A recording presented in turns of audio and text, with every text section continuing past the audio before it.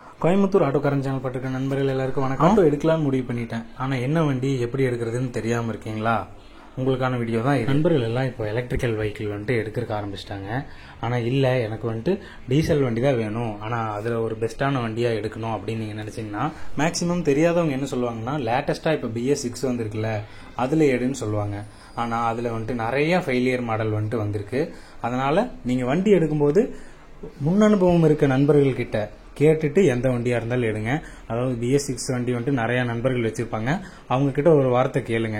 Alpha வச்சிருந்தாங்கன்னா alpha வச்சிருக்கவங்க கிட்ட கேளுங்க, அபே வச்சிருந்தாங்கன்னா அபே வச்சிருக்கவங்க கிட்ட கேளுங்க. நான் விசாரிச்ச வரைக்கும் என்னோட நண்பர்கள் சொன்னது அபேவா இருக்கட்டும் ஆல்பாவா இருக்கட்டும், அந்த ரெண்டு வண்டியிலுமே BS6 ரொம்ப ஃபெயிலியரான மாடலா இருக்கு. அதுல சென்சார் கம்ப்ளைண்ட் ரொம்ப அதிகமா வருது அப்படின்னு சொல்றாங்க. கிட்டத்தட்ட வண்டி எடுத்து ஒரு 6 மாசம் ஒரு வருஷத்துக்குள்ளேயே நிறைய ப்ராப்ளம்ஸ் வருது அப்படின்னு சொல்றாங்க.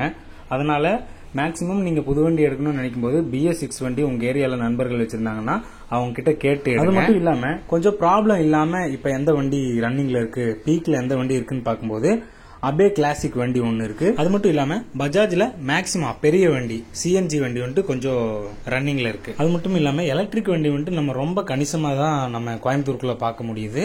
நம்ம நண்பர்கள் யாராவது நான் மீட் பண்ணும்போது கண்டிப்பா எலக்ட்ரிக் வண்டினால எவ்வளவு ப்ராஃபிட் இருக்கு, அது எடுத்தா பெனிஃபிட்டா என்னன்னு நான் விசாரிச்சு ஒரு வீடியோ கண்டிப்பா போடுறேன். எவ்வளவு வண்டி வந்தாலும் BS3 அடிச்சுக்கிறதுக்கு வண்டியே கிடையாது. அதனால நம்ம புது வண்டியே தான் எடுத்துக்கணுங்கிறது கிடையாது. நம்ம ஏரியால நமக்கு தெரிஞ்சவங்க நல்ல வண்டியா ஏதாவது கிடைச்சுன்னா நம்ம அதை எடுத்து நல்லபடியா ஒரு ஒர்க் ஷாப்ல கொடுத்து சர்வீஸ் பண்ணி மெயின்டெனன்ஸ் பண்ணி அதை வச்சு நம்ம ஓட்டினோம்னா கூட நம்ம அதிகமா ப்ராஃபிட் பார்க்க முடியும். நம்ம எடுக்கிற வண்டினால நமக்கு செலவு கம்மியா இருந்தா மட்டும்தான் நம்ம 10 காசு எடுத்து வைக்க முடியும்.